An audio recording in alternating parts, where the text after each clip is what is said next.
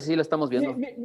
Mi presentación la envié por mail a todos ustedes. Si uno que va a estar compartiendo la pantalla pudiese descargarla para que son 3 slides apenas. Entonces, tú no lo para que puedes no hacer. no puedo, pero tendremos que cambiar quién comparte la pantalla. Entonces, si uno la tiene, ya va directo. No, tú puedes compartir. Ok. Ahorita mismo. Ah, Está habilitado para compartir. y la dejo compartida.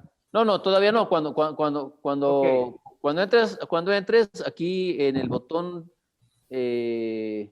abajo, el botón verde, ahí Sí, puedes pedir y te puedes compartir sin problema. sí, pero voy a interrumpir la pantalla que está ahí de fondo. No, pues unos segunditos, no pasa nada, Joao, no te preocupes. No, Pero no te preocupes.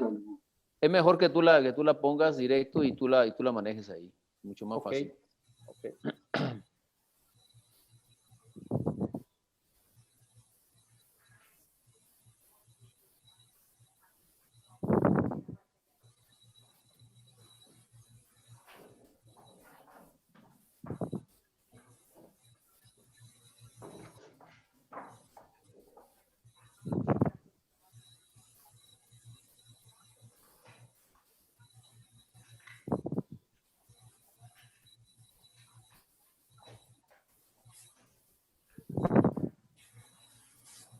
No sé si esto... No mejoró.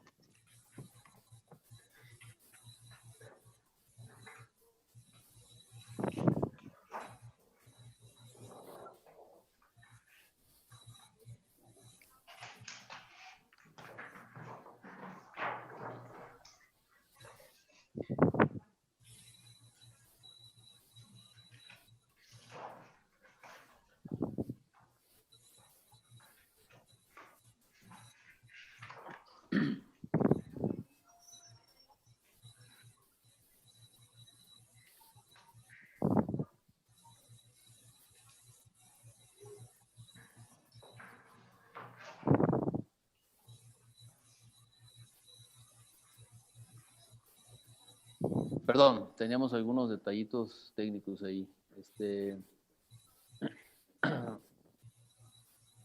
Jesús parece que está trabajando ahí en... Ando haciendo parches para ver si se puede corregir. Pero Sí, creo que no mejoró, ¿verdad? Sí mejoró bastante, pero todavía tienes un poco pintado de azul. Sigo. Es que no sé cómo quitar la cámara, Salvador. Ahí estoy, me veo todo azul. Tienes que ir a, te digo, Tu avatar, Jesús. Virtual Background en Zoom. O sea, tienes que salir y cuando vuelvas a entrar, ¿cierto? Ya. Vas a herramientas. En Virtual Background, correcto. Déjeme Correcto. entonces me tengo que desconectar, Jorge, ¿verdad? Pues no sé, mira a ver si lo puedes. No, mira, ahí mismo puedes hacer eso sin desconectarte. Ok. Y seleccionas ninguno. Esta tecnología, ¿verdad? Sí, es un reto. Sí. Ahorita que estamos haciendo un Summit con 6 salas simultáneas, ha sido un reto realmente. Y el reto, ¿saben cuál es? Y con todo respeto lo digo, es la poca popularidad del uso. Sí. Por así decirlo de alguna manera, ¿no? Hay Claro. personas que, si alguno de ustedes que invitamos a este Summit, a esta liga de Zoom, hubieran entrado con un correo que no fue el que nos dieron para darlos de alta, ya Zoom los hubiera mandado a asistentes y no a panelistas, y no podrían ser panelistas. Entonces los tendríamos que buscar en la lista rápidamente para recuperarlos, y a veces hay una lista de 100, 200, 300 personas, a veces entran con otro nombre, porque entran con otro correo, entonces eso ha puesto un poco complicado. Pero bueno, aquí vamos. ¿Listo, Jesús? No quitaste el fondo, no importa. No lo puedo quitar. No veo dónde está esto de Zoom. Porque me dice Zoom, ¿sí? Por eso es Yo lo hice pues saliendo, no saliendo, sino, o sea, lo mejor sería que entraras nuevamente y entonces lo primero que te va a salir es el tema de la aplicación, no, Sí. no del video. A la Ya. derecha, la parte superior, presionas, creo que herramientas, no sé cómo lo tengas, y ahí Sí. buscas Virtual Background. Así es. Lo dejé seteado desde ayer. Bueno, déjenme tratar de. Se me hace que va a tener que salir, como dices tú, Jorge. Ya estamos en tiempo de empezar, Jesús. No sé si quieras, mejor ya nos seguimos así o sales y entras como tú quieras, pero nosotros No, vamos a está bien. empezar. Entonces, me quedo así. Ya no para allá, ya no, hacer más ruido, ¿verdad? Bueno, yo creo que sí. A toda la audiencia volvemos a repetir, les agradecemos su participación en esta conferencia del Summit. Es un Summit que tiene alrededor de unas 40, 50 conferencias en 2 días. Es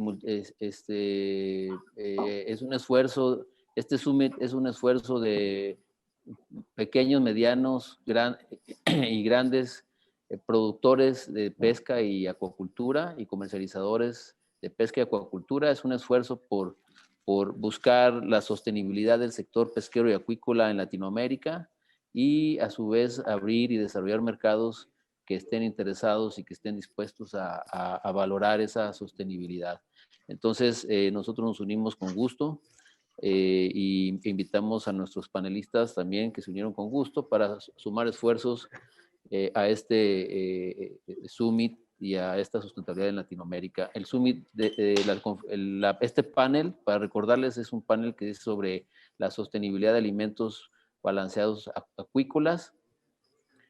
Vamos a escuchar primero una presentación de Jorge Suárez, quien es un doctor catedrático en la Universidad de Miami, en Florida, es parte del equipo de Daniel Benetti.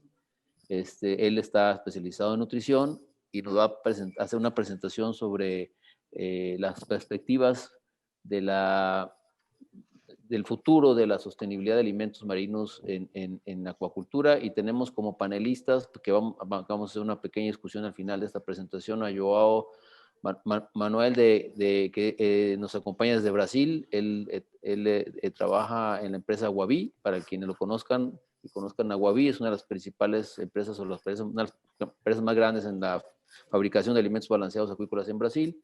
Nos acompaña Sandy, o Alexander de Bauset, o Sandy para mejor conocido, es un productor acuícola de camarón en Guatemala. Y Jesús Sendejas, que es un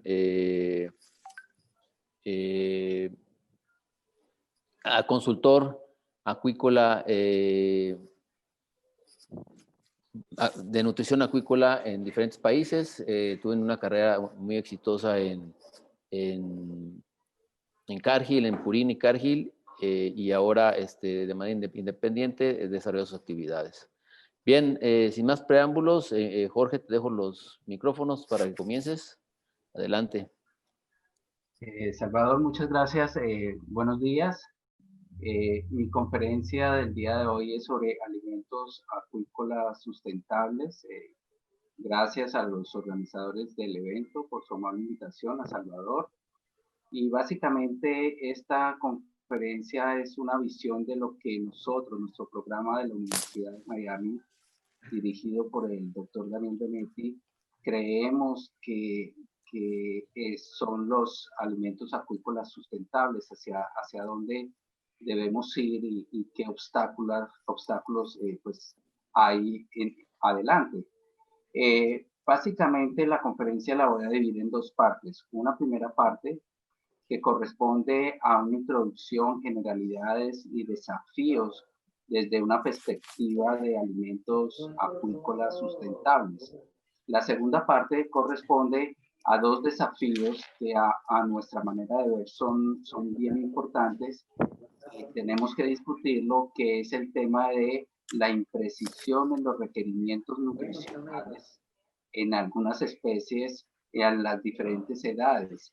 Y eso al final está ocasionando pérdidas, digamos, económicas y ambientales. El otro tema es el reemplazo de la harina y el aceite de pescado, que es un tema crítico pero sumado a la imprecisión en que no sabemos cuál es el nivel máximo de niveles de reemplazo que se podrían hacer en las diferentes especies, no digo en todas, porque en el salmón y en la tilapia pues hay muchísimo avance en el tema, pero sí es cierto que hay unos vacíos tecnológicos ciertos en saber cuál es el nivel máximo de reemplazo en las edades cercanas a las tallas comerciales, de donde realmente se gana o se pierde dinero. El factor de conversión aumenta astronómicamente. Mire, este es un documento que publicó NOAA en el año 2018 sobre alimentos para la acuacultura. Inicia su documento con un párrafo muy sencillo que dice: la acuacultura representa un método muy eficiente para convertir el alimento en proteína comestible. Yo sé que los que están escuchando la conferencia, pues los asistentes, pues saben esto, ¿no? Pero yo creo que esto tiene una profundidad de verdad grande porque nos hace a nuestra industria, a la acuacultura, estar en un lugar privilegiado. Fíjense que en sectores como la de las aves, los cerdos, que llevan muchas décadas en investigación y desarrollo y han obtenido y tienen una nutrición, digamos, espectacular, al igual que la genética, cuando se habla con ellos y se habla de una conversión, por ejemplo, en el salmón de 1.1, para ellos prácticamente es un sueño. Nosotros lo tenemos, nuestra industria lo tiene. Claro, diferentes especies, pero el salmón es una muestra, es una industria inmensa. En este documento se hablan de dos temas muy importantes: reducir la harina y el aceite de pescado en la acuacultura, y yo quiero enfatizar en que se habla de reducir. No estamos hablando de reemplazar 100% la harina y el aceite de pescado. Claro, va a depender de la especie, pero en nuestros peces marinos yo no espero eso. Yo espero es poder usar el aceite, la harina y el aceite de pescado de una forma eficiente, igual que otras proteínas y aceites marinos. El otro punto es mantener la importancia de la salud humana en el consumo de peces y mariscos. Esto es un punto crítico. Fíjense que en el salmón tiene una historia de más de 50 años, en donde tiene una plataforma de investigación y desarrollo inmensa. En el tema de reemplazo de la harina y el aceite de pescado se han publicado cientos y cientos de artículos científicos de alto nivel. Pero y ellos han logrado maximizar el reemplazo de la harina y el aceite de pescado. Fíjense que especialmente con el aceite de pescado, debido al animal como tal, la biología del salmón, pues se ha podido lograr gracias a que el pez puede elongar los ácidos grasos poliinsaturados de cadena corta a cadena larga, es más eficiente que otras especies. Han logrado también incluir altos niveles de aceite de pescado, de aceites vegetales. Pero el punto es que llegaron a un nivel en donde no pueden seguir maximizando el reemplazo del aceite de pescado por aceites vegetales, porque afecta la calidad del carcass, la calidad del filete. Y eso tiene implicaciones a nivel de la salud humana. Entonces, ese es un punto que tenemos que tener muy en cuenta. Ahora, una pregunta tan sencilla como ¿qué tipo de alimentos las especies cultivadas consumen? Jorge, ¿me permites un paréntesis? Se acaba de unir con nosotros Runa Haug Kohri, que ella viene de Noruega, invitada de la empresa Aker BioMarine. Ellos producen krill de manera sostenible. Welcome, Runa. You here finally. Thank you. Yeah, I can hear you. Voy a intentar hacerlo en español. Pero... perfecto. Habla español, perfecto. Adelante. Bien, bueno, bienvenida. Jorge, le damos la bienvenida a Aruna. Adelante, Jorge, perdón. Disculpa no te la preocupes. interrupción. No, esto es familia, tranquilo. Ok, entonces, esta pregunta que también en el documento de NOAA la hacen, que es una pregunta muy simple: ¿qué tipo de alimentos las especies cultivadas consumen? Pero esta pregunta se hace básicamente porque nos tiene que llevar al punto de que nuestros peces lo que están necesitando, lo que necesitan son nutrientes esenciales. No hablamos de ingredientes, hablamos de nutrientes para mantener los niveles de cultivo saludables y con buen crecimiento. Se han identificado que los peces necesitan aproximadamente 40 nutrientes esenciales, ¿correcto? Pero hay un vacío tecnológico en el conocimiento de esos requerimientos nutricionales, no en todas las especies, pero cuando hablamos de acuacultura hay muchas especies. Y el problema aumenta cuando sabemos que necesitamos tener el requerimiento en las diferentes edades, especialmente en los peces adultos cercanos a la talla comercial. Cuando hablamos de ingredientes disponibles, pues desde luego están los de origen marino, que cada día toman más importancia y que por lo menos en nuestras fórmulas para peces marinos, pues son bien importantes, tanto la harina de pescado, el aceite de pescado, el krill, el calamar. Entonces es un tema que sí hay que trabajar en maximizar el reemplazo y usar eficientemente este recurso. Ahora, nos encontramos con una industria muy interesante, que son todo lo que es la producción de renders, de aves, harinas de aves, harina de cerdo, harina de pluma, harina de sangre. Son ingredientes que hoy en día se consiguen en altas cantidades relativamente, con un perfil nutricional muy bueno y alta digestibilidad, dependiendo del origen, ¿correcto? Pero que funcionan muy bien, y por lo menos en peces marinos se ha visto de que funcionan, y junto con la harina de pescado y con las proteínas vegetales podemos desarrollar dietas económicas y ambientalmente sostenibles, ¿correcto? Ahora, tenemos las harinas vegetales. Las harinas vegetales cumplieron y siguen cumpliendo una función muy importante. ¿Por qué? Porque hace 40 años o 30 años las dietas tenían las dietas para acuacultura, incluso la de camarón, estaban saturadas de harina y aceite de pescado. Entraron las harinas vegetales como la soya, la canola, etcétera, y primero se logró incluir en las fórmulas, nos dimos cuenta que funcionaban y que podíamos maximizar el reemplazo, y que eso hacía que pudiéramos tener dietas económicas y ambientalmente sostenibles. Estamos en el camino, no es que hemos llegado al final, no, estamos en eso, pero sí ha habido un avance importante. Ahora, con las otras alternativas de proteínas, tenemos las harinas de insectos, que desde el punto de vista, digamos, ambiental, es muy interesante, porque cuando uno piensa que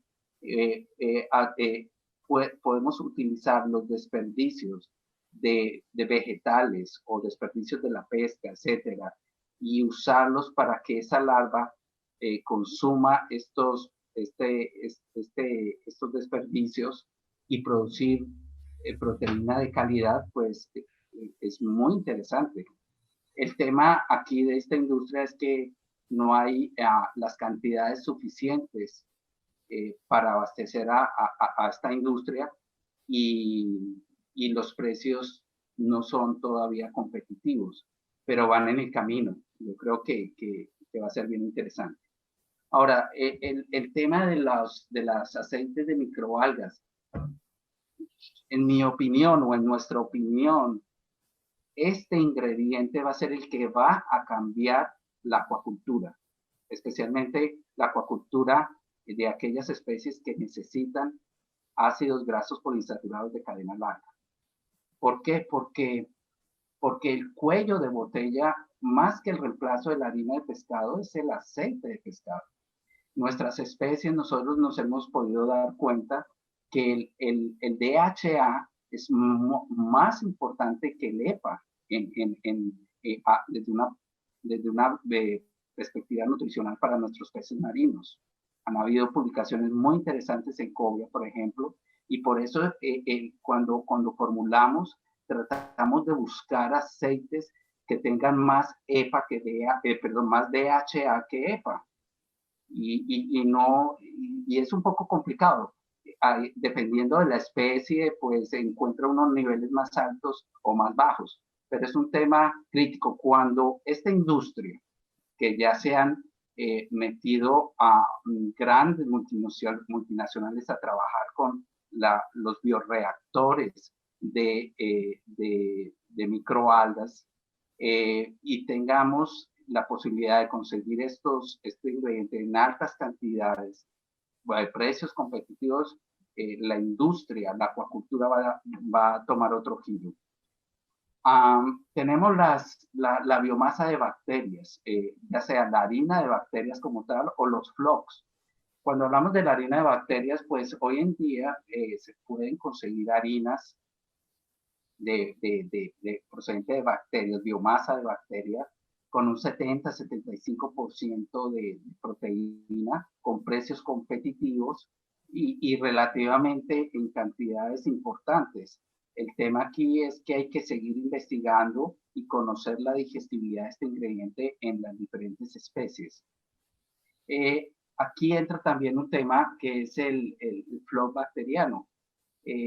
Y bueno, yo creo que Sandy va a discutirlo muchísimo más porque tiene bastante experiencia, es un caso exitoso, pero aquí yo creo que es que gracias a la dinámica y al cambio en los sistemas de cultivo y a la adaptación por especie y por región, se ha creado un gran prebiótico, que es el cultivo superintensivo, donde se dan todos los nutrientes para que esas bacterias pues puedan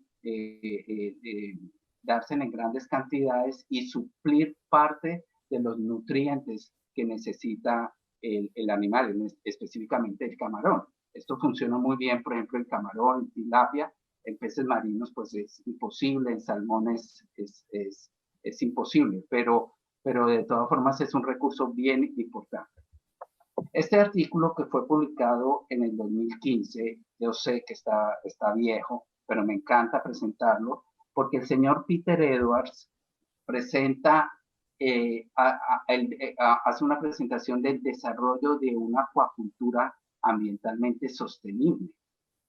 El señor Edwards inicia con estas tres preguntas. Dice, ¿qué pasó en el pasado? ¿Cuáles son las tendencias de hoy? ¿Y qué podrá sostener el futuro?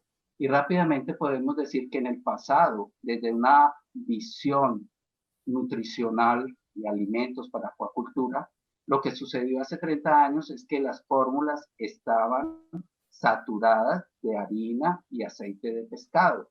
Y se creía que si no estaban saturadas, no eran un buen alimento. Hoy sabemos que no es así. Fijémonos, el camarón, el reemplazo de la harina de pescado ha sido inmensa. Entonces, igualmente, ¿cuáles son las tendencias de hoy?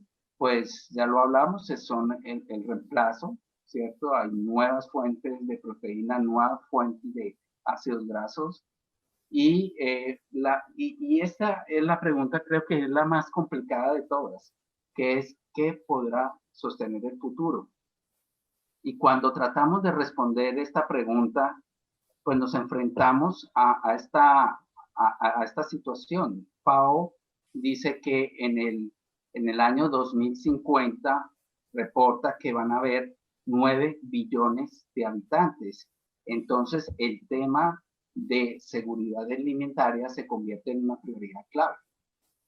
FAO también menciona que en el 2050 va a haber un aumento significativo en el consumo de proteína animal. No solamente de acuacultura, estamos hablando de ganado vacuno, cerdos, aves y acuacultura. Entonces, señores, la pregunta grande es cómo vamos a alimentar a estas especies, con qué ingredientes, con qué nutrientes. Mira, nosotros en la Universidad de Miami creemos que una partecita de ese gran problema es la falta de eficiencia, de precisión, de exactitud en el tema de las fórmulas de los alimentos para algunas especies en acuacultura y que tenemos que trabajar en conjunto para lograr ese objetivo. Hemos identificado algunos puntos, esto es nuestro de lo que creemos, bienvenidas todas las sugerencias, de identificación de estrategias sostenibles para la producción de alimentos para la acuacultura. El primer punto es normativas de sostenibilidad y conservación, que básicamente tanto los productores de ingredientes, las plantas de alimentos que producen el alimento y los empresarios dirigidos a la acuacultura están en ese proceso y lo están cumpliendo con mayor presión cada vez, ¿no? No voy a entrar en este punto. El otro tema es precisión en los requerimientos nutricionales, que lo voy a exponer más adelante. El punto 3, maximizar el reemplazo de la harina y el aceite de pescado. También lo voy a mencionar más adelante. Este punto, formulación a nivel de nutrientes digestibles. Cuando con humildad miramos la industria de aves y cerdos, nos damos cuenta que ellos están en otro nivel en la parte de nutrición animal. Ellos formulan sus dietas a nivel de nutrientes digestibles y energía metabolizable. Y nosotros en acuacultura tenemos que llegar a ese punto, por lo menos en las especies más importantes. Estoy seguro que en salmón y de pronto en tilapia se está haciendo, pero en otras especies, sinceramente lo dudo. El otro tema son aditivos. Hoy nos encontramos con, y es una gran fortuna para los que hoy en día estamos trabajando en la nutrición animal, porque nos encontramos con gran cantidad de aditivos de gran calidad. Hay de todo, pero si se seleccionan los aditivos de calidad y precios competitivos, podemos potencializar ese alimento para que el empresario, el acuacultor, pueda ver el crecimiento, el factor de conversión junto con los ingredientes de calidad, por supuesto. Aditivos como los prebióticos, los probióticos, las enzimas, los ácidos orgánicos, los aceites esenciales, en fin. Yo creo que hay una muy buena oportunidad para incluir, para realmente empezar a hacer nuestras dietas funcionales y adaptarlas a cada ambiente y a cada granja, básicamente. Y el tema de manejo, que también es un tema que es bien importante porque a veces yo me sorprendo de alimentos que representan el costo, o sea, el alimento representa el costo más alto en la estructura de costos en la acuacultura en general. Y resulta que el alimento llega a la granja y no tienen un espacio, no tienen las condiciones ideales para que ese alimento no se dañe con oxidación de lípidos o con micotoxinas, etcétera. Entonces, yo creo que ahí el acuacultor tiene una responsabilidad grande. Alimentos que son mal manejados, que se parten, que empezamos a tener baja parámetros productivos porque también hay mal manejo del alimento. Entonces, ya entrando al tema 2 sobre precisión en los requerimientos nutricionales de peces cercanos a la talla comercial, yo quiero mostrarles a ustedes este este ejemplo. Mire, la cobia, que es un pez tropical que se cosecha la talla comercial va entre 3 y 5 kilos, más hacia 5 kilos. Tiene una característica bien interesante. Es un pez que en su filete tiene un nivel de ácidos grasos poliinsaturados de cadena larga altísimo, más alto que el salmón, o tan altos. Y es un pez tropical, es un pez muy especial, con una genética para crecer increíble. Claro, es un pez que no se conoce mucho en el mercado, pero es espectacular. El tema es que el primer estudio de requerimientos de proteína y lípidos fue realizado en el 2001 y básicamente el experimento, la prueba de requerimientos se hizo con peces que tenían 41 gramos y finalizó cuando tenía 116 gramos, ¿correcto?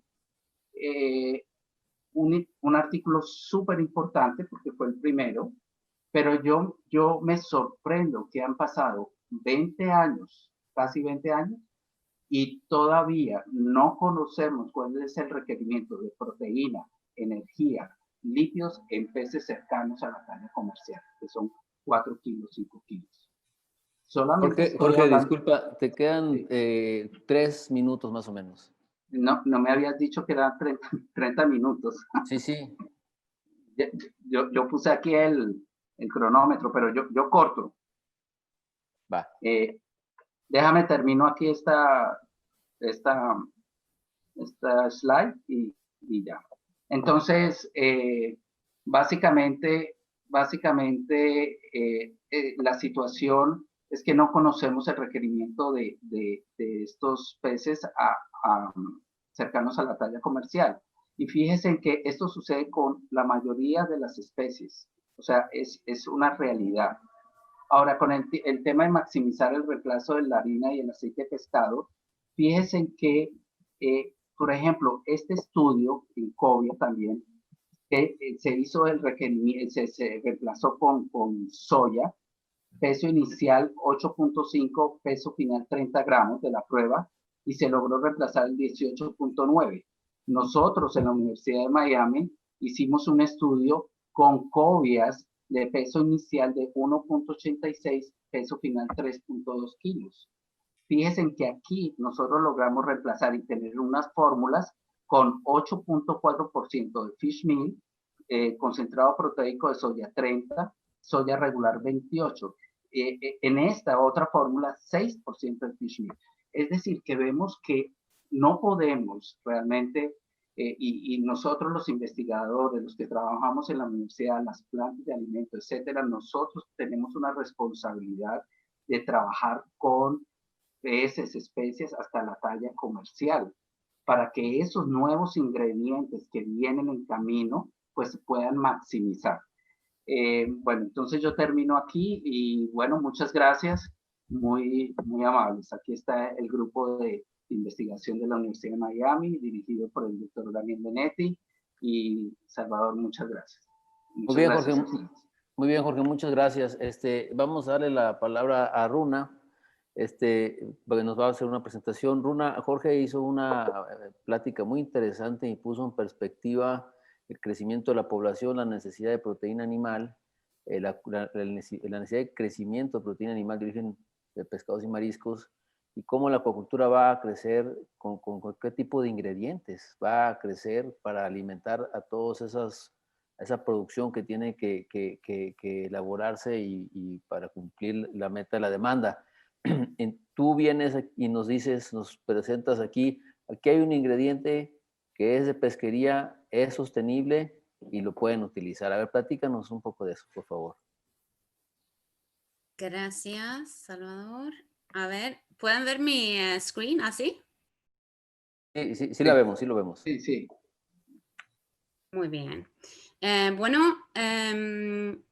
buenos días. A ver si puedo. Me llamo Runa y soy directora de Sostenibilidad y Asuntos Públicos de Eco Biomarine. Me gustaría agradecer a los organizadores por tener la oportunidad de estar con ustedes hoy. Voy a intentar hacer esto en español, aunque tengo muchos años sin práctica desde cuando vivía en Panamá, pero voy a intentar. Por favor, si tienen preguntas detrás de la presentación, les pido que si lo puedo responder en inglés. A veces nos hace la pregunta, ¿puede ser sostenible la captura de krill en la Antártida? Sí, así lo creemos, cuando se hace de forma responsable. Y voy a también entrar unos perspectivos como el señor Suárez, que estas son algunas de las megatendencias importantes a las que se enfrentará nuestra sociedad durante las próximas décadas. Se prevé que para el año 2050 la población mundial crecerá hasta casi 10.000 millones de personas. Y para asegurarnos de que haya suficiente comida, necesitaremos producir un 70% más de alimentos que en la actualidad. Y nosotros pensamos que la tierra cultivable no puede sostener ese crecimiento, que la presión sobre los recursos terrestres, como el agua dulce, ya se está acercando a su límite. Y además, la producción de alimentos en tierra contribuye enormemente a las emisiones climáticas, la contaminación por pesticidas, la pérdida de biodiversidad y la deforestación y la producción de soya, por ejemplo, que amenaza la selva tropical en Brasil, es un ejemplo de que se habla mucho.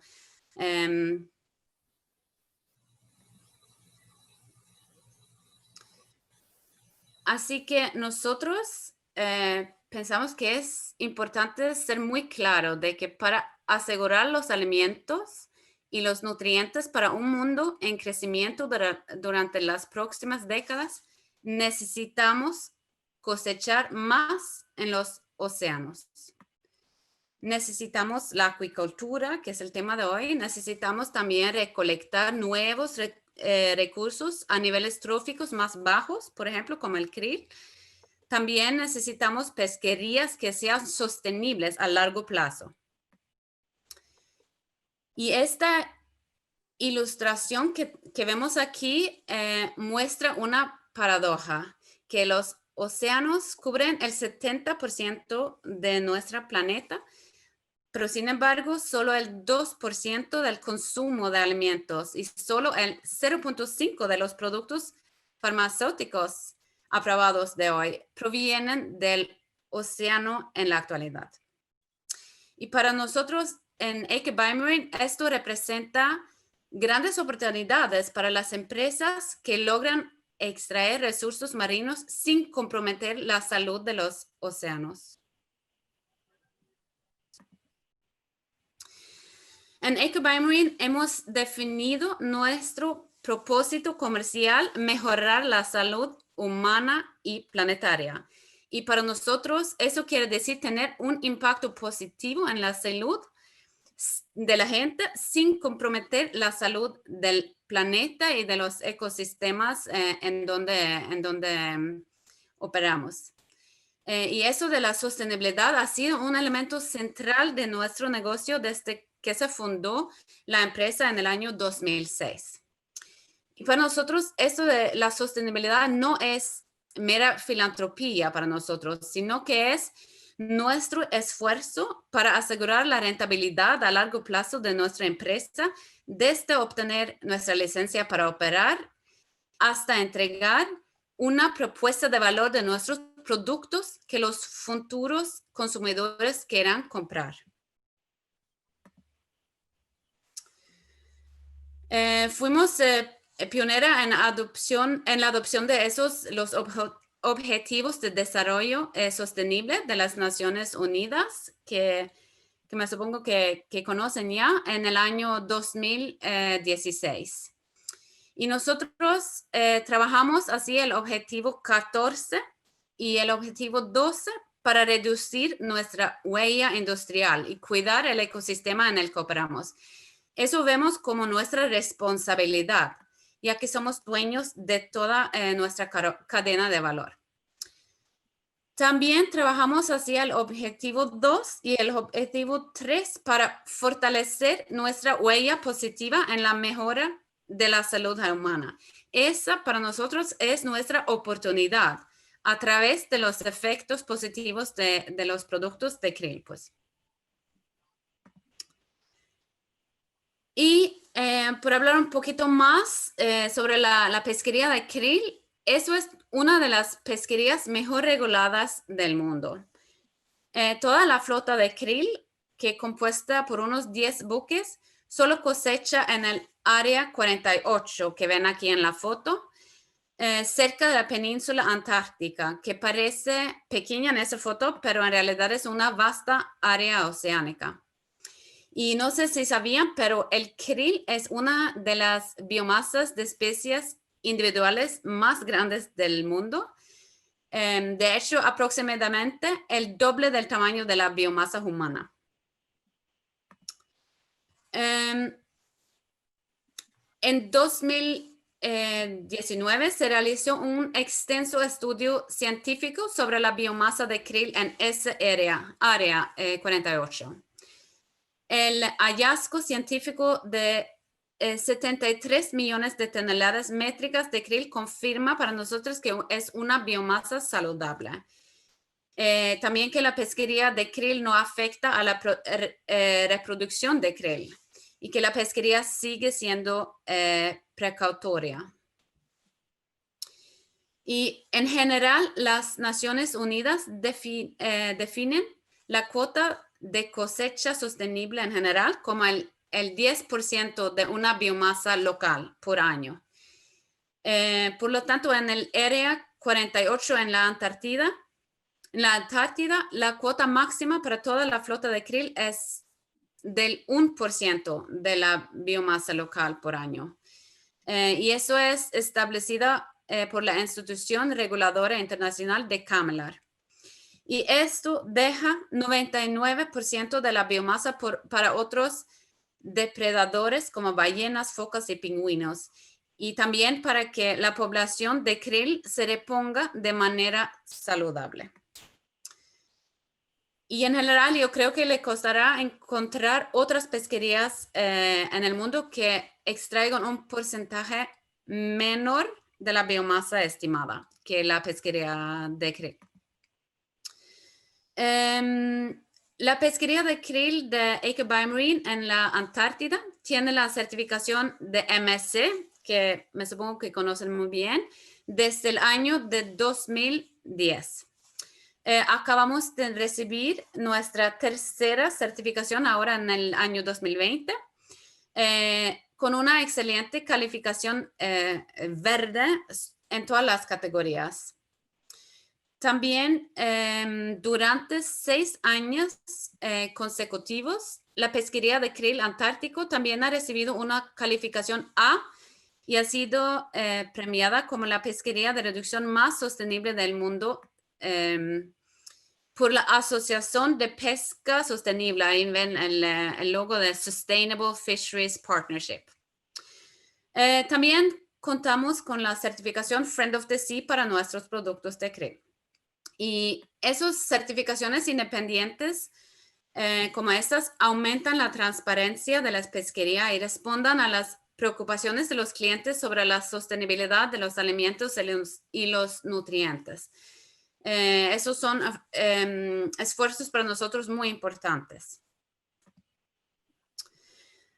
También quería hablar un poquito sobre esto, que para nosotros es un principio importante que el liderazgo en la pesca sostenible consiste en trabajar en el diálogo y no en el conflicto con quienes se esfuerzan en proteger la salud de los océanos.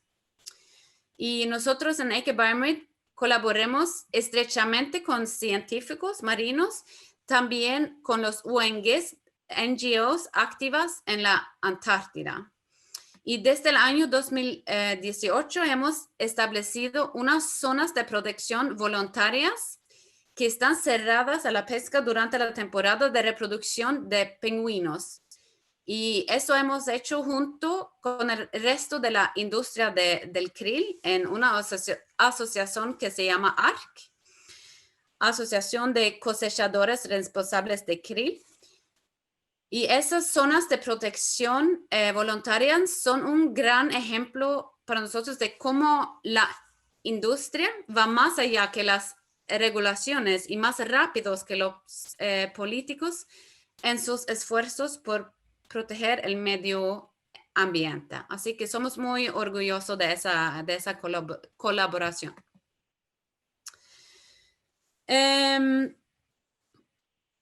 Quería también decir se me olvidó decir que esa colaboración que tenemos en Antártida con los NGOs son WWF, Greenpeace, ASOC y el Pew de Estados Unidos, que están junto en ese proyecto con nosotros. La trazabilidad. Eso es algo muy importante en la acuicultura. Los productos oceánicos totalmente rastreables son una prioridad, ya que se está poniendo cada vez más énfasis, como nosotros vemos, impulsado por el consumidor, en prácticas sostenibles y responsables. Y como tenemos en Naked Biomarine la suerte de controlar nuestra propia cadena de valor, hemos desarrollado una herramienta digital que permita a nuestros clientes rastrear su lote de producto hasta el área y fecha de cosecha exacta en la Antártida.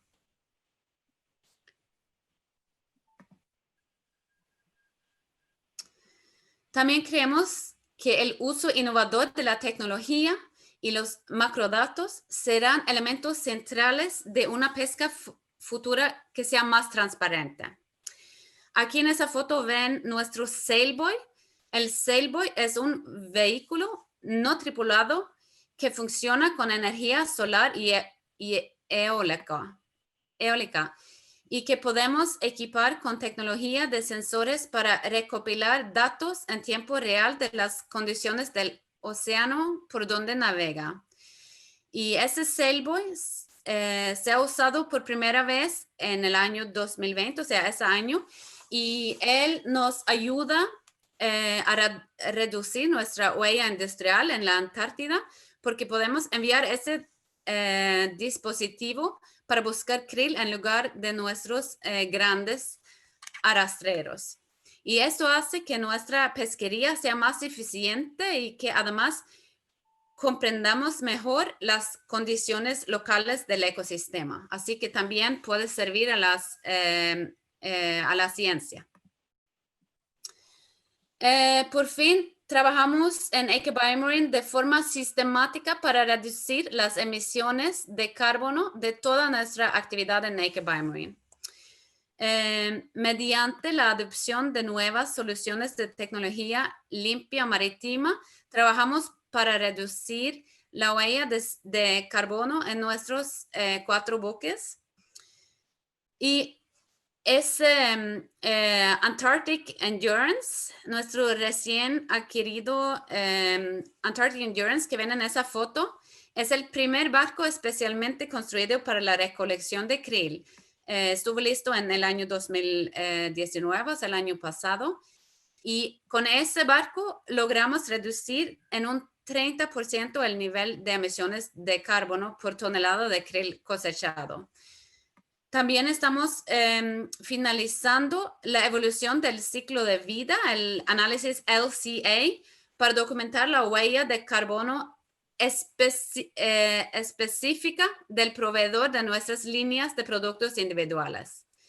Y en lo que respecta a Krill Aqua, que es nuestro brand hacia la acuicultura, esto será importante para poder mostrar que un ingrediente marino tendrá un efecto de sostenibilidad positivo cuando sustituya a otros ingredientes, como por ejemplo la soya, mejorando así la huella de carbono de la fórmula del pienso y en última instancia también del pescado.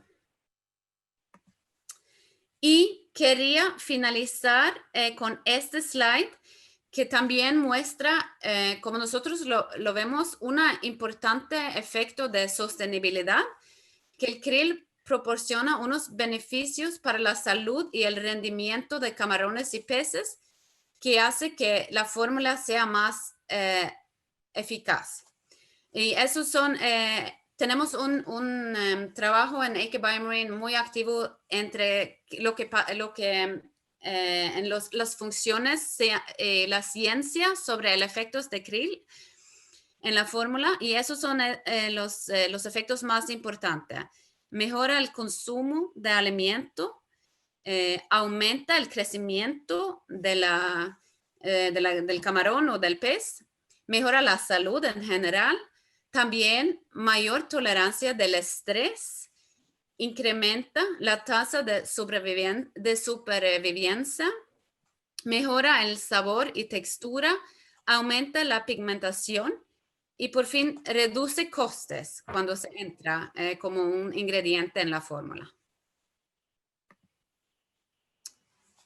Bueno, eso fue mi último slide.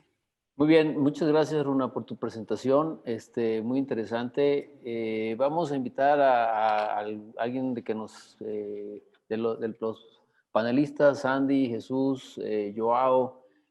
Por un lado tenemos a Jorge Suárez, que nos presenta un reto hacia la fabricación de alimentos balanceados para acuacultura en el futuro, con un crecimiento importante y la búsqueda de ingredientes sostenibles. Y por otro lado tenemos una empresa que se planta aquí y nos plantea la posibilidad de que sí se puede usar productos sostenibles, que sí hay forma de producirlos y de mantener esa producción de una manera limpia y muy perfectamente rastreable, ¿no? ¿A quién quiere hacer algún comentario que sume aquí en esta discusión? Salvador, buen día. Jesús Adelante, Sendejas. Jesús. Adelante. Sí, muchas gracias. Interesantes presentaciones, la verdad, muy interesantes, sobre todo el tamaño de la biomasa de algunas pesquerías como el krill, ¿verdad? Hablamos de 60 a 63 millones de toneladas. Y para poner en perspectiva, la harina de pescado anda más o menos sobre 4.5 millones de toneladas ofertadas anualmente. El aceite de pescado es 0.9 millones más o menos, ¿verdad? O sea, y de estos, el uso en acuacultura es casi el 70% de esa producción mundial de harina de pescado, esos 4.5 millones de toneladas, y el 75 o un poquito más de esa producción, de casi 100 millones de toneladas de aceite, viene para acuacultura. Entonces, estas opciones definitivamente son algo muy interesante para considerar a nivel industrial, a nivel práctico, en lo que es los aspectos, como decía bien Jorge, ¿verdad? De llevar las especies cultivadas hasta talla comercial. Yo creo que este es un punto muy relevante. Otro punto es que necesitamos un 74% más de producción de alimento para el 2050, si queremos cubrir este faltante, ¿verdad? Es cierto, hemos estado en una zona de confort al depender fuertemente de la harina de pescado y el aceite de pescado. Pero yo les diría, desde el punto de vista como nutricionista acuícola, yo les diría, el mayor reto que tenemos es realmente cómo bajar el consumo del aceite de pescado. Esos 0.9 millones de toneladas realmente son las que están muy limitadas. Y hoy día tenemos ya, lo veíamos en la presentación de Jorge, algunos resultados muy interesantes a nivel comercial, peces de 3 kilos, igual camarón, su servidor, hemos formulado dietas con 0 harina de pescado. Sin embargo, hay una dependencia muy fuerte todavía en el aceite de pescado. Entonces, creo que esto complementa de una manera muy interesante. Otro punto muy simple es como responsables en la sustentabilidad y en el manejo responsable de las pesquerías, obviamente debemos de ver a las opciones que están hoy a la mano. ¿A qué me refiero? Hay desperdicios o byproducts de pesquerías y de acuacultura, los trimmings o despojos, ¿verdad? De las mismas pesquerías, de los restos del fileteo del salmón, de los restos de, digamos, cabeza de camarón, etcétera, como una realidad a la cual podemos hoy maximizar y evitar que se desperdicien y canalizarlos directamente a las redes de formulación y reducción de harinas. Creo que aquí hay algo interesante. También tenemos ya ofertas significativas de biomasas microbianas, ¿verdad? O single cell proteins, como se le llama, bacterias, levaduras, microalgas. Y esto, por ejemplo, a través de bioreactores, está haciendo algo que está permitiendo, como empresas que hoy día, por bioreactores, están generando a partir de microalgas opciones viables para el aceite de pescado, ¿verdad? Entonces, estas opciones son importantes a considerar en la aplicabilidad hoy día de las fórmulas, ¿verdad?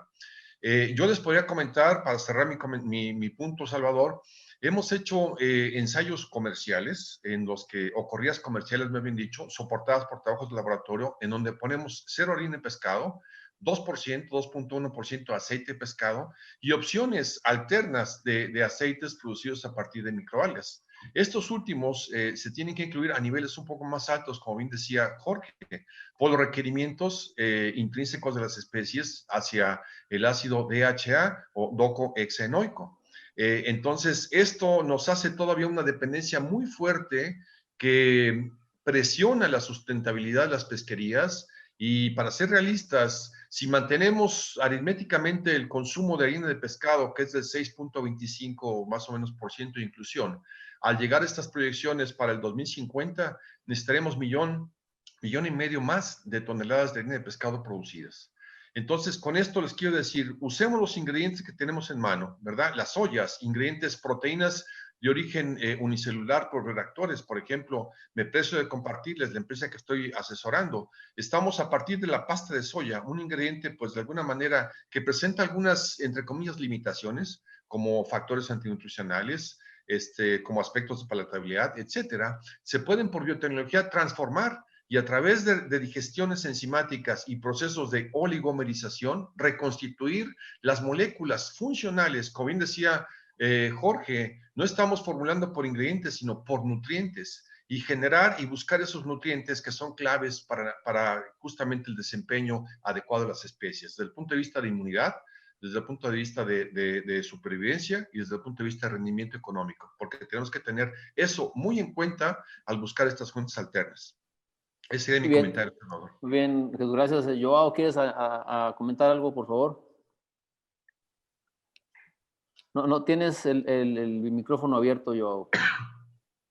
Joao, no sé, allá. Sí, ¿me escuchan? Sí, ya. Sí, ya. Me gustaría de hablar un poco acerca del procesamiento, porque hablamos siempre, no hoy, pero siempre de ingredientes, nutrientes, y es cierto, los animales no requieren ingredientes, ellos requieren nutrientes digestibles. El procesamiento puede mejorar una mezcla de ingredientes hacia hacerla un buen alimento, o puede pegar esos mismos ingredientes y hacerlos un pésimo, muy malo alimento. Casi no trabajamos eso, no hablamos. Usamos máquinas que fueron desarrolladas para hacer productos para perros o para mascotas de una manera general, o hasta pasta, macarrón. Entonces, precisamos trazer siempre a estas oportunidades como este evento muy importante, que también discutamos un poco lo que pasa en la fábrica, porque solo discutimos los ingredientes y ni sabemos los requerimientos, como bien dice Jorge, perdón, Jorge. Entonces, eso es lo que yo quería decir. Yo sé que Sandy tiene un asunto, un tema importante para decir, y yo voy a quedar por aquí porque creo que él va a traer algo muy interesante. Gracias por invitarme. Gracias, Joao. Sandy, tenemos aquí una perspectiva interesante. Jorge nos habló de los retos, el crecimiento de otros insumos. Runa nos presentó una posibilidad real de trazabilidad, de sustentabilidad de un recurso que puede ser utilizado a futuro, con un futuro por usar, digamos, y con una transparencia impecable. Jesús nos habló del reto de los aceites de pescado, que tenemos en la acuacultura. Joao nos habla de que no olvidemos los procesos, los fierros y las máquinas en las fábricas. Y tú finalmente como productor final, como un productor, un usuario de los ingredientes, de los insumos y de los procesos en los fierros que decía Joao, ¿qué piensas? ¿Qué nos tienes que comentar al respecto? Adelante, Sandy, por favor. Gracias, Salvador. Sí, ahorita en los retos de COVID a nivel mundial, la industria camaronera está en una situación muy difícil. Simplemente debido a que el 80% del camarón que se produce en el mundo se consume en restaurantes. Esto ha significado que debido a que no hay restaurantes en operación, ha significado que el precio del camarón está bajando horriblemente. Esto como productor nos está obligando a buscar sustentabilidad de la industria y la única forma de hacer eso es bajar los costos operativos, ¿no? Mientras que seguimos utilizando alimentos caras que siguen utilizando proteínas marinas, no podemos no podemos producir económicamente. La industria camaronera de Guatemala tomó un giro hace años, no debido a COVID o no debido a los problemas que estamos enfrentando el día de hoy, sino que un problema muy guatemalteca en Guatemala, ¿no? Guatemala no tiene áreas para desarrollar camaroneras. No tenemos el Golfo de Guayas, no tenemos el Golfo de Fonseca, no tenemos los grandes sistemas estuarinos de Brasil, no tenemos los de la India, Asia. Básicamente lo que tenemos es una playa larguísima, donde las tierras son muy caras, no son concesionadas como muchas de las Américas. Y cuando la tecnología americana, Ecuador, peruana, mexicana, centroamericana, desarrolló con la tecnología básicamente ecuatoriana. Hay grandes áreas, grandes piscinas, lo cual no existía en Guatemala. Básicamente la industria estaba amarrada en su ampliación porque no llenamos los requisitos para ese tipo de tecnología. En el 2003, nuestra compañía empezó a incursionar en sistemas hiperintensivos, cuando sembrábamos piscinas de la tecnología tradicional americana. En esos tiempos sembramos sin mucho 13, 15, tal vez 20 camarones por metro cuadrado. Esta tecnología implementa 7 reglas que es muy importante, y si uno cuida estas 7 reglas, puedes producir hasta 600% más de lo que producían antes. Como decías al principio, Salvador, hoy en día Guatemala está promediando alrededor de 60,000 libras cada 80 días en ciclos en estos sistemas hiperintensivos. Se desarrolló eso por necesidad para ampliar la industria, ¿no? Pero a la misma vez nos abrió la puerta de ver formas de bajar los costos productivos, lo cual nos está dejando competir en este mundo de hoy, ¿no? De precios muy bajos y poco consumo de camarón. Y esto es lo que hablaba Jorge. Básicamente, hemos dado cuenta en estos sistemas hiperintensivos, donde estamos creando en un ambiente tridimensional, de lo cual nosotros como seres humanos somos muy poco acostumbrados. No es igual que pollo o puercos, ¿right? O ganado, que básicamente es 2 dimensiones. aquí tenemos el uso de la columna de agua, 3 dimensiones. Y hemos dado cuenta con estos sistemas hiperintensivos, donde estamos sembrando hasta 500 por metro cuadrado en algunos casos, dependiendo el uso de prefría. Hemos dado cuenta que a veces alimentamos mucho, a veces alimentamos muy poco a base de la población que existe, ¿no? Pero a pesar de esos errores en alimentación, hemos visto que el camarón siempre crece igual, ¿no? Siempre va igual. Tú puedes ver, observar en piscinas de este tipo, donde hay tremendas cantidades de poblaciones bacterianas, como dice Jorge, ¿no? Y donde aumentamos el cultivo bacteriano, ¿no? El flóculo en estas piscinas, con casi 0 recambio de agua, ambientalmente muy sostenible, porque son piscinas emplasticadas, no ensalamos las tierras aledañas, no ensalamos la agricultura aledaña, usamos casi 0 agua, solo reponemos el agua de evaporación, utilizamos bacterias para poder limpiar las piscinas en sí, ¿no? Fuerte aireación, control de amonias, piscinas construidas de una forma muy especial, donde nos hemos dado cuenta que estamos fomentando un alimento natural, ¿no? Y en estos errores que cometemos cuando bajamos o subimos demasiado el alimento, siempre está comiendo el camarón. Y si no hay alimento, está comiendo flóculo.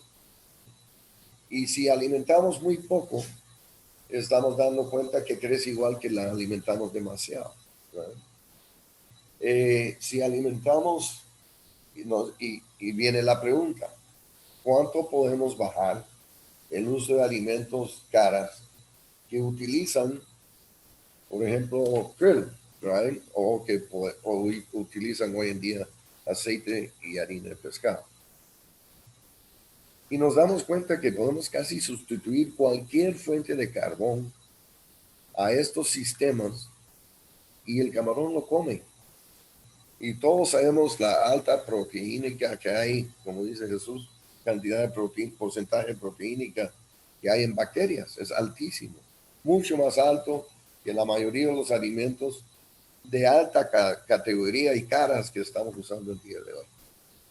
Y esto nos ha dejado sobrevivir ante problemas de mercado que estamos enfrentando en este momento. Y es básicamente una forma de sustentabilidad de sistemas, no solamente ambientalmente, sino que en el costo, porque si no controlamos el costo de producción, nuestros sistemas no son sustentables, ¿verdad? Y básicamente el mayor costo de un agricultor es 50 hasta 60% del costo es alimento, ¿verdad? Ahora nos estamos dando cuenta que podemos utilizar cualquier tipo de alimento, soya fermentada, cualquier fuente de carbón, podemos sustituir hasta el 30% del alimento caro por un alimento sumamente barato, ¿right? Y esto nos está haciendo sobrevivir. Hemos bajado conversiones de alimentos, ¿right? Que realmente no es una conversión real, porque están comiendo otras fuentes de alimento. Pero del alimento caro que compramos en un saco, hemos podido bajar las conversiones a 1.1, 1.2. Hace muchos años yo creí que eso era imposible, ¿verdad? Y eso nos está bajando tremendamente los costos operativos. Estamos utilizando menos de los recursos del mundo como harina y aceite de pescado. Estamos sobreviviendo debido a este cambio de tecnología a sistemas hiperintensivos, socialmente también. Es muy importante. Estos sistemas, como tú mencionaste, Salvador, es para la visión nuestra en el 2006 era, si estamos compitiendo con Asia, ¿no?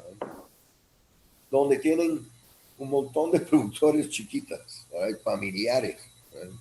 Que cada uno tiene sus 2 piscinas, ¿Por qué no podemos hacer eso aquí en Guatemala? ¿Por qué no lo podemos hacer en todas las Américas?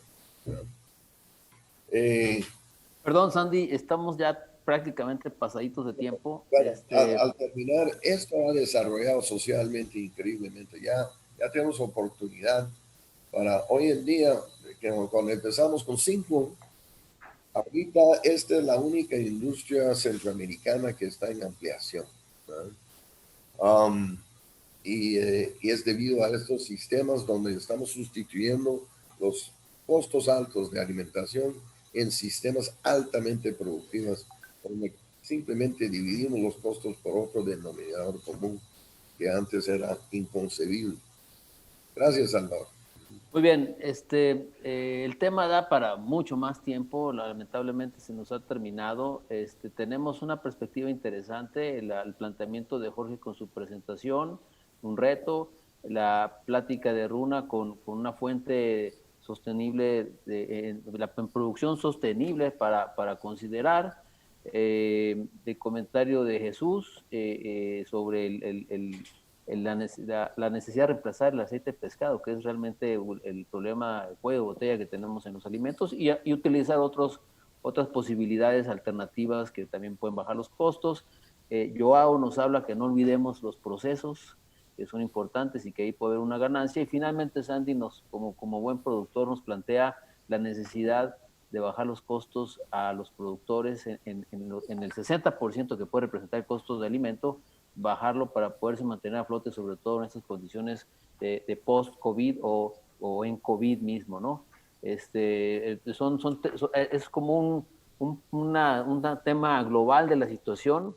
Yo les pediría de favor, si pudieran darse el tiempo más adelante de escribir 3, 4 frases concluyentes y nos pudieran mandar por correo, todos tienen mi correo, para poder hacer cerrar con conclusiones este panel. Se los agradecería, si lo podemos tener para el lunes sería mucho mejor. Y no me queda más que agradecerles a todos. Tenemos ya una plática que sigue aquí de inmediato, también sobre sostenibilidad de alimentos balanceados. La pueden ver si quieren seguir en esta misma liga. Salen y vuelven a entrar. Les agradezco a todos su participación. Joao, muchas gracias. Jorge Suárez, muchas gracias por su participación. Jesús, muchas gracias. Runa, muchas gracias. Y Sandy, te mando un abrazo. Te agradezco mucho tu participación. Me quedo con el cultivo en 3 dimensiones. Interesante concepto. Hay que pensar eso. Muchas gracias. Hasta luego. Buen día. Hasta luego. Gracias. Adiós.